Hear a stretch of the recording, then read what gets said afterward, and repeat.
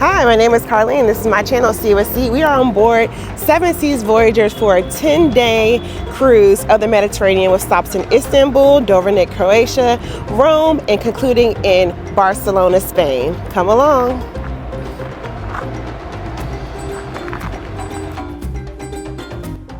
I arrived to Istanbul the evening prior to embarkation and was pleasantly greeted by MSC Splendida Import as well as a Silver Sea ship. Istanbul was simply breathtaking at night. I decided though to stay at the Novotel, which is a 5-minute walk away from the port.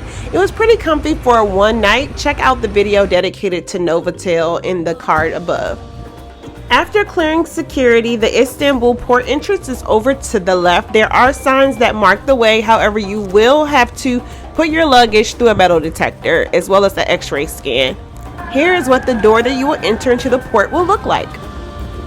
After that, there is plenty clear signage that will show you which way that you should take to get to your ship. Luggage storage here. You need it.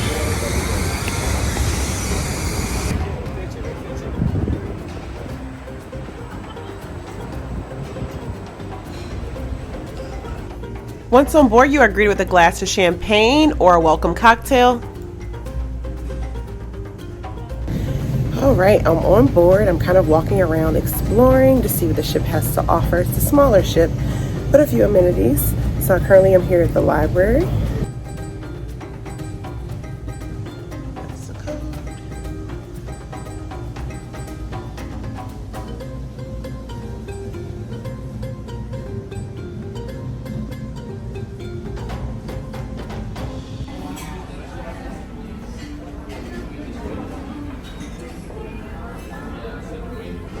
I will say that the buffet spread did not knock my socks off. Overall, I would give Regent Seven Seas a 9 out of 10, and you'll see later in the vlog where the food really kicks up in their specialty dining as well as main dining room experiences.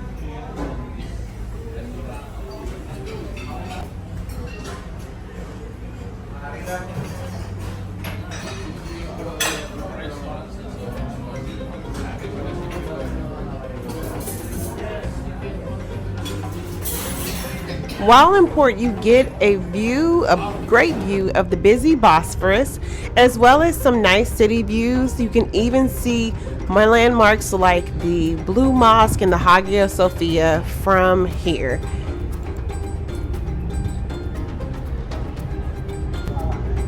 On this side is the Asian side of Istanbul.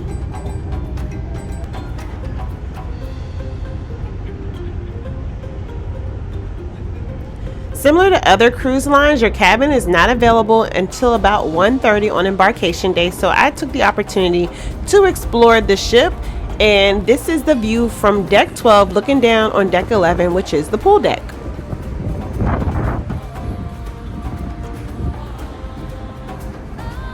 Here is a better view of the pool and 2 hot tubs, which I will say never were too crowded, mainly because of the weather for the pool, but there was enough space for everyone, and I really love the plush loungers. Cabins were available promptly at 1:30. I stayed in cabin 714, which was a deluxe veranda cabin, which is basically their way of saying it's a suite with a balcony that had great views of the Istanbul cruise port.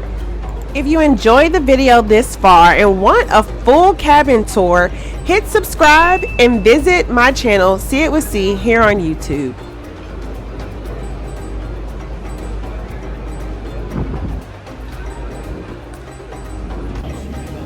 Okay, my only mission for today, I believe, in Istanbul is to try to find a hammam and maybe some Turkish tea.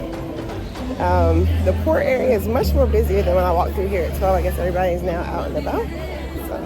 So we're here, one of the most famous hammams, Khalik Al Pasa Hammam. The only issue is they have men hours, women hours, and they closed for the women hours, and they took the last appointment. However, I'm going to ask them, where can I find another hammam? So it's going to be eventually. Let's see.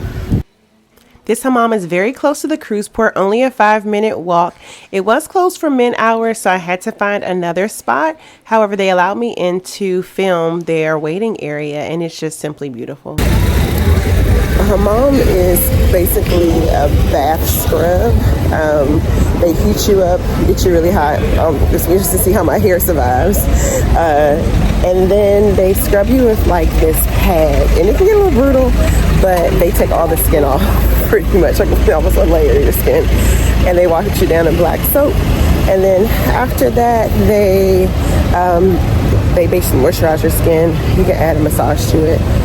There are cheaper ones. There are way cheaper ones. I think I did one for $40 in Morocco, but you don't prepare. I didn't want to chance it to get in the cab because traffic has been terrible. So back to Novotel we are. Okay, I wanted to do a traditional hammam, and I should have booked it before I came, but it's kind of just going with the flow. Anywho, I'm going to do a hammam in the Novotel. It's going to be more expensive than your traditional hammam, which is like maybe $80. It's going to be, they make you pay in euros, so it's already going to be more money. But I just want to get scrubbed in. So we're back to Novotel to go to the spa to go to their hammam. I did a little more exploring, but ultimately ended up back at the Novotel at their spa for a hammam scrub before heading back to the ship.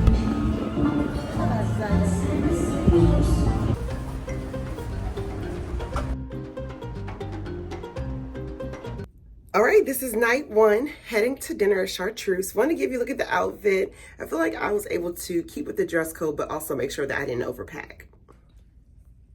So here's the outfit of the evening. I feel like these shoes are going to go with everything in the evening, and they're cruise appropriate, you know, unlike any heels fall over. And a cute little dress. Okay, off to dinner we go.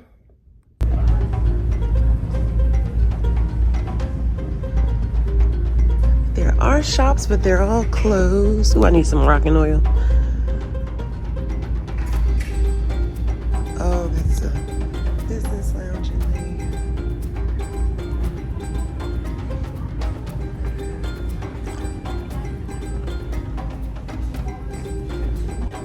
Chartreuse is Regent Seven Seas French-inspired restaurant, and everything kind of comes out in like a circle formation, how they prepare the food. So they're starting with bread service, and then there's a complimentary champagne welcome. Bon appetit. First time trying the escargot.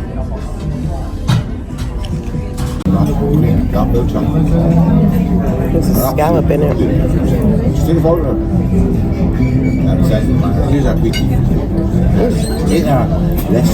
Wait, is that a scallop?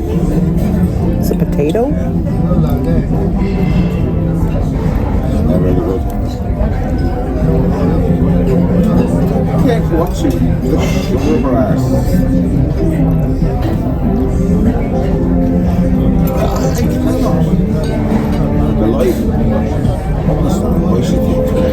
It's worth trying once.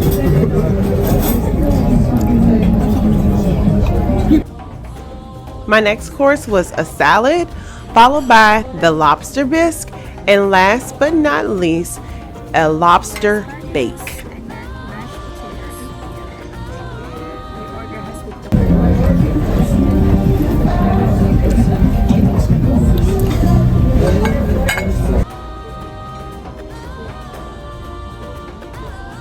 Get into this champagne mousse.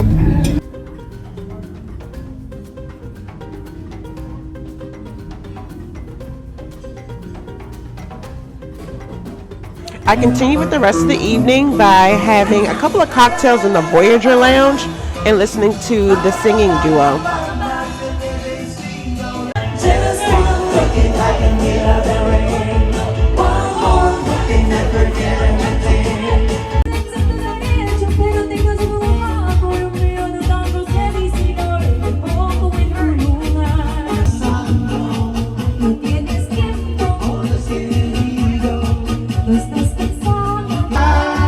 Confession, I really love couples on cruise ships who know how to do formal styles of ballroom dancing. It just brings me joy. I could watch that all night. The music was also pretty good, given that there were only 2 artists on stage.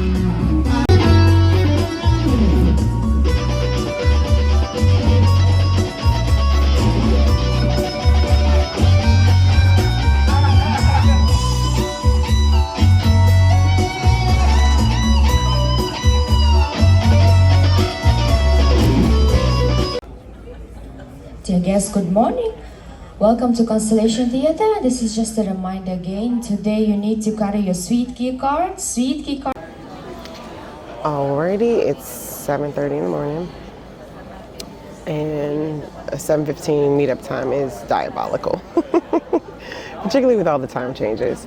Anywho, today we are doing the Istanbul landmarks tour, which is included in the package for Regent. You get certain excursions are included.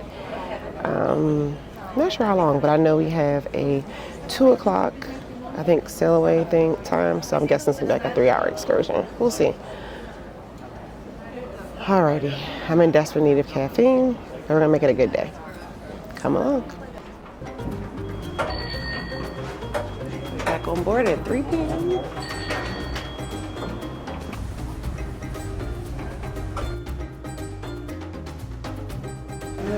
One interesting thing I've noticed, given the demographic, there are no scooters. I'm not sure if it's because of no supply or if there's no ability to like get on. There's not a ramp, like everything has steps, so just peep that. There is a taxi stand here in the port. Looks like we're going this way to the shore excursions.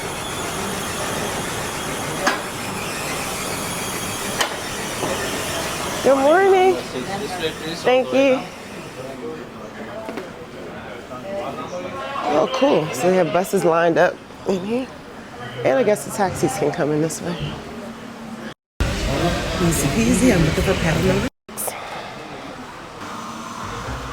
So the cars and buses being able to drive directly into the port to pick up, I found to be a unique feature of Istanbul's cruise port. The name of this itinerary is Istanbul Landmarks. It takes you to the Grand Bazaar, the Hagia Sophia, the Blue Mosque, the Cistern, and then back. Almost a 4-hour excursion, but here is the Port Bosphorus Hotel. It is right across the street from the port. You just have to clear security and you're right at the port door. So this is another hotel option. I'm just not sure of the quality of this hotel, but it's very convenient. Romans came in the 2nd century AD. What does BC means? What does it mean, BC? Before Christ. You don't know? What does it mean before Christ? No. It means before children. Or before COVID. BC. This is joke.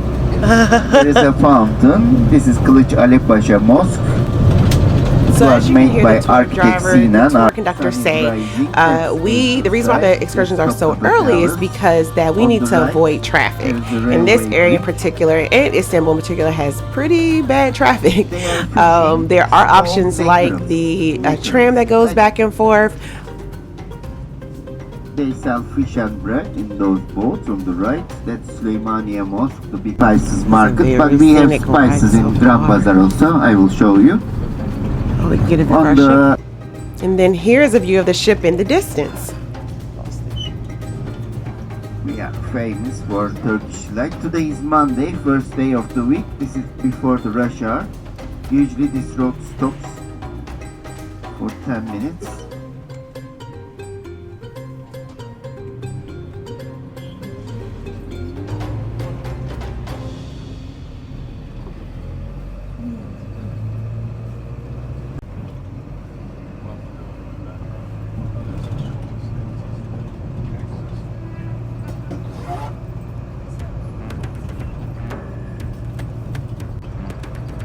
On the right hand side there is the ending station. After about a 20-minute ride, we arrived to our first stop, which was the Forum area or promenade that leads straight to the Hagia Sophia.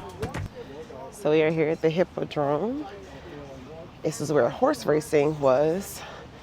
We get like these little air packed so that we can hear what the tour guide is saying. Part, there were columns. This is one of them. So it goes behind this Marmara University building.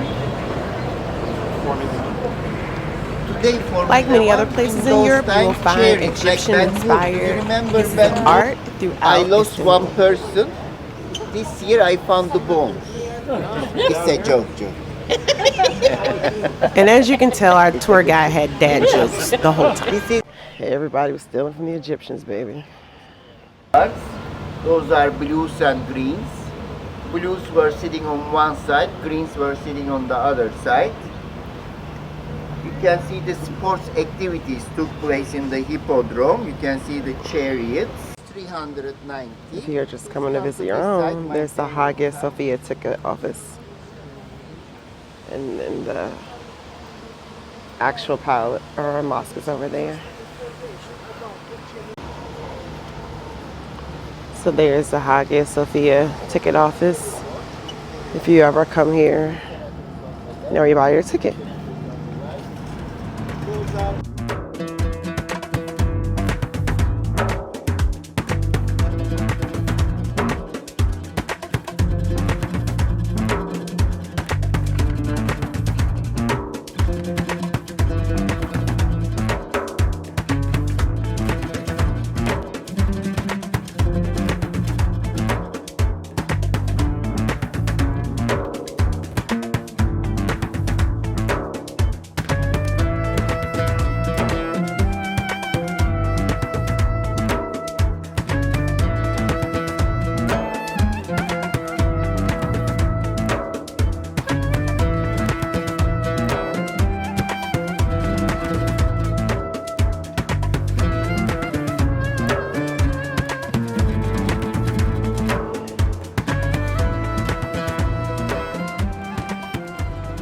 Be sure to wear the right shoes. It's particularly if you're out early in the morning by the Hagia Sophia, it's very slick. Wow.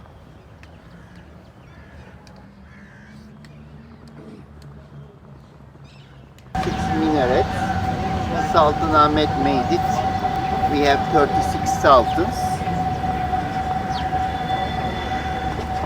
One minaret is enough. In the old times, sultan families were making even number of minarets. If you see an old mosque with 2, 4, 6. The guy just told us it only took 6 years, almost 6 years to make the Hagia Sophia. And apparently workers and no slaves. So that's that.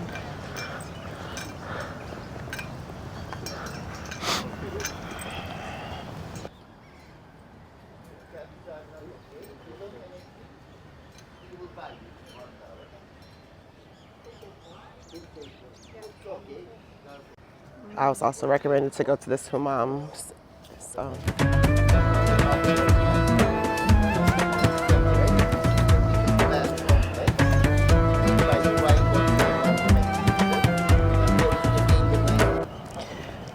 at this point, we were asked to cover our hair.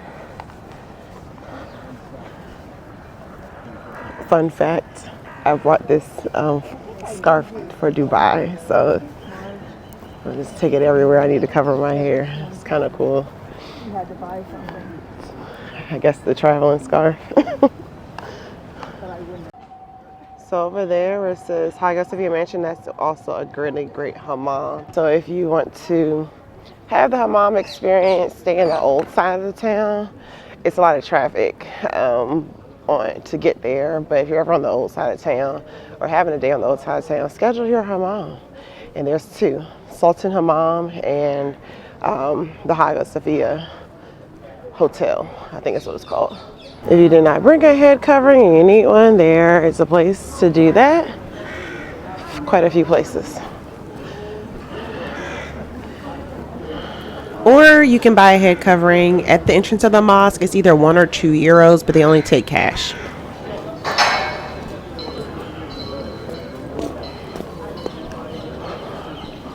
This is the dress code here.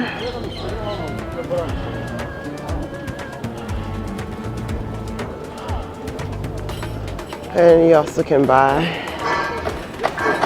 head covering if you don't have it.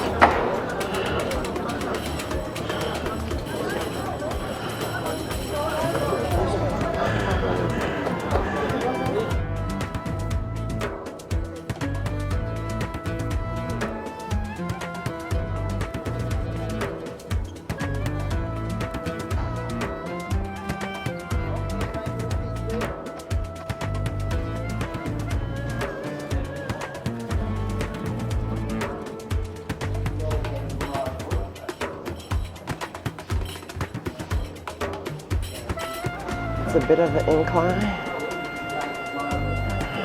but it's worth it if you can do it. Inside the Hagia Sophia is not the most accessible. There is an incline up, and then throughout the building, the floors dip, and there are protrusions and slippery areas. So it's just something to be mindful of when you're inside.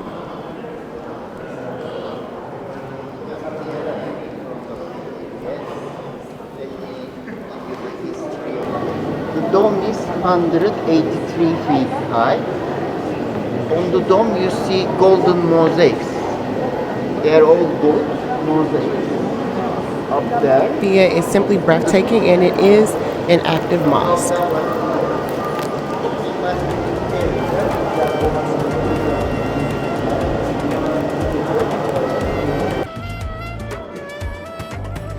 There is an area inside the Hagia Sophia that gives you a direct line of sight to the Blue Mosque, and is I would say a good photo moment, but really it's best for your eyes. It is a bit screened.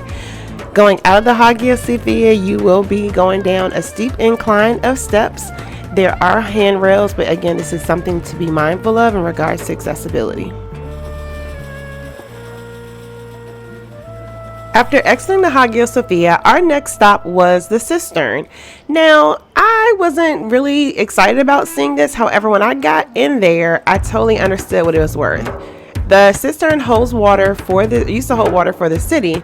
However, they now made it an area for modern art by lowering the floor, so you're right hovering above water. I'm not sure how clear it's going to be, but it was beautiful.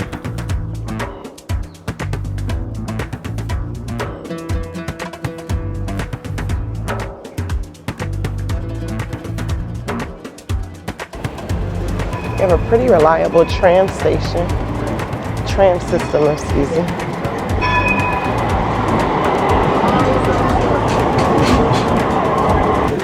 Now we're entering into the cistern. And one of the good things about being with Regent is we don't have to wait in line to get in.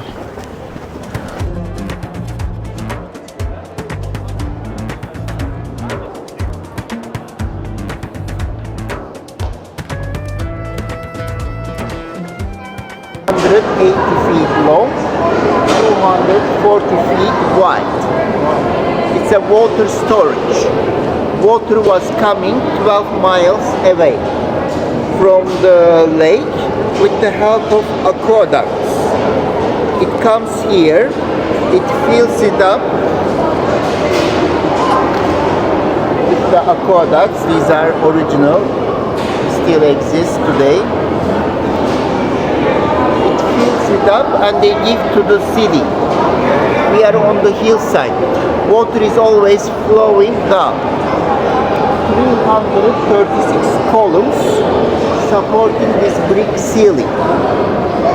Some of the column capitals have Doric style, some has Corinthian style.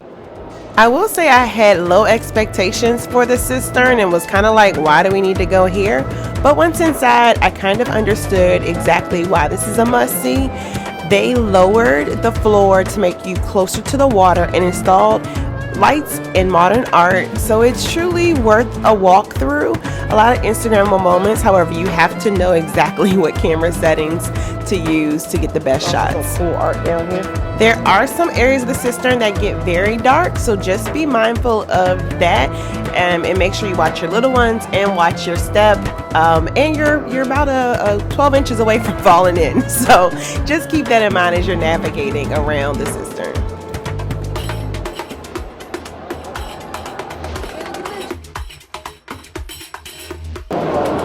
See if that's a little better, letting in light. Okay. Had to open my lens up a bit. So the tour guide was saying that they lowered the walkway here in the cistern. They lowered it to put you like right above the water. It gives it a different feel, particularly with these extra lights. Now, with all these people on this plane, I feel like I'm going to fall in, so.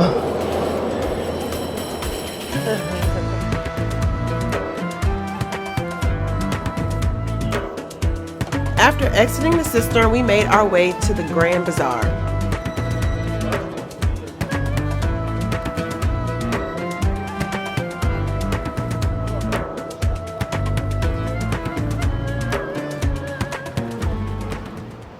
Alright, we have entered the Grand Bazaar area, and it is a jewelry emphasis, focus on jewelry. So I'm excited. We'll see if I buy something. I would like a nice pair of some sort of piece of gold. We'll see what it is. But the price has to be right because I got 10 more days. And I can't spend all my money in this one stop, but the jewels look amazing. The tour guide said that there are approximately 1,000 jewelry shops in this one area. I kind of believe it. Every window has been a jeweler so far. The area surrounding the Grand Bazaar is known to have over 1,000 jewelry shops. The Grand Bazaar in Turkey in general is a great place to buy gold as well as buy spices.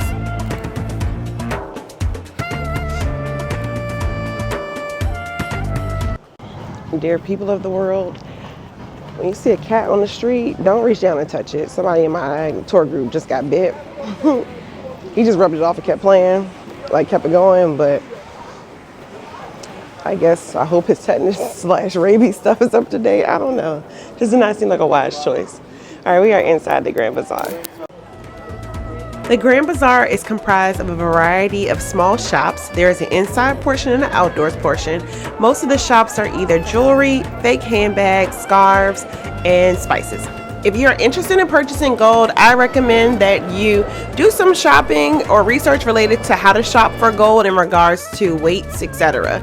The last stop was a carpet making shop. This is a tourist trap, and I could see the value in it, but I wasn't really interested in buying thousands of dollars worth of carpet. So I went downstairs and got gold, but they gave a traditional demonstration of how to weave a Turkish carpet. So the key word is patience. In the single knot, she will still do the same thing, one back, one front. But instead of wrapping around the first, she will loop it around the first, wrap it around the second. So she will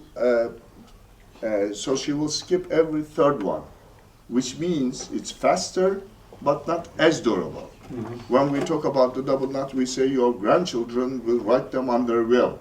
It's going to go for many generations. And when she finished. After the carpet shop stop, it was time to head back to the ship, and I decided to have lunch in the main dining room in Compass Rose. So Compass Rose has sit-down lunch service. This is your main dining room experience.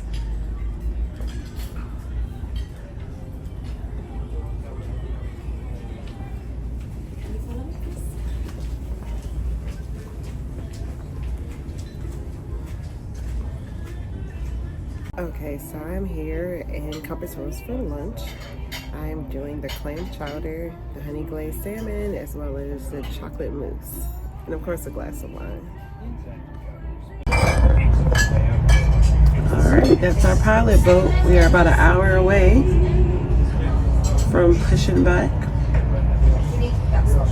And they dropped off someone, so I guess they're gonna clear the way.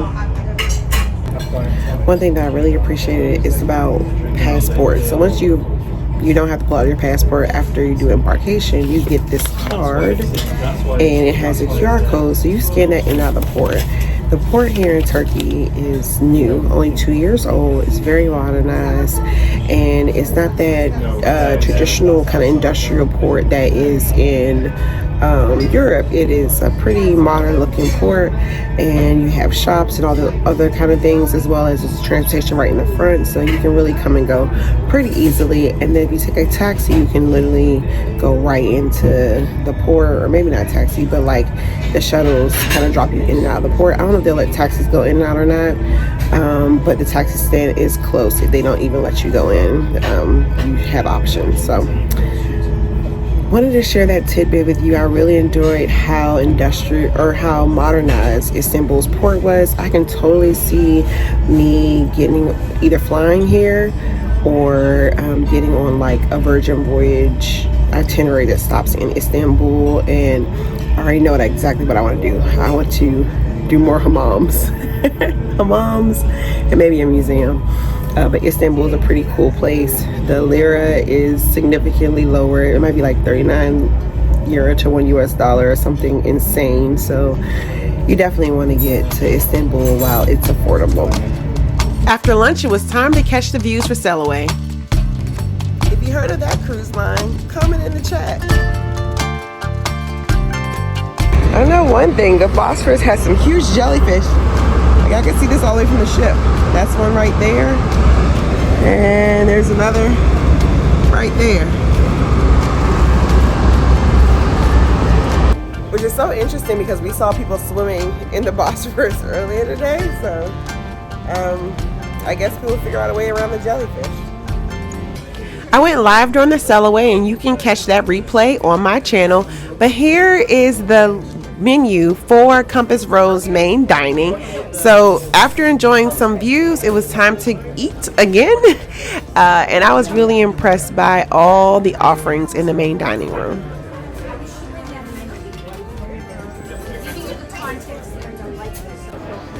Okay, good evening. We are back here in Compass Rose for dinner. I can tell this trip is going to be a lot of eating and drinking. The set dinner menu is superb. There is scallops and lobster offered every day. And then you have your daily specials. So that is definitely a notch up for me. And kind of cool. And you can order a couple of them. So. Dinner starts with a Versace place setting, and I later learned in this trip that each place setting is worth about $300. This evening I had a salad, lobster di Vavolo, and the king scallops.